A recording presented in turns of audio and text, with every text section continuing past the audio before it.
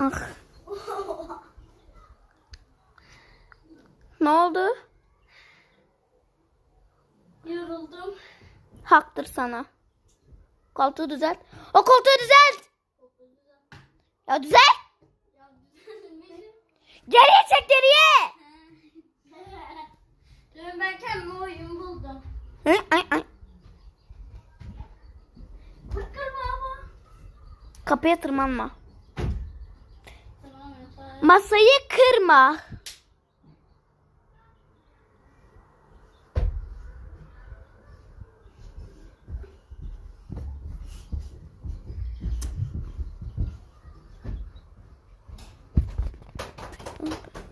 Yapma.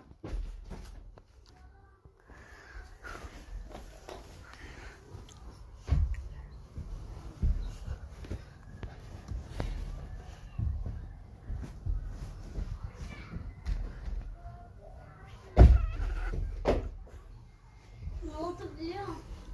Ha?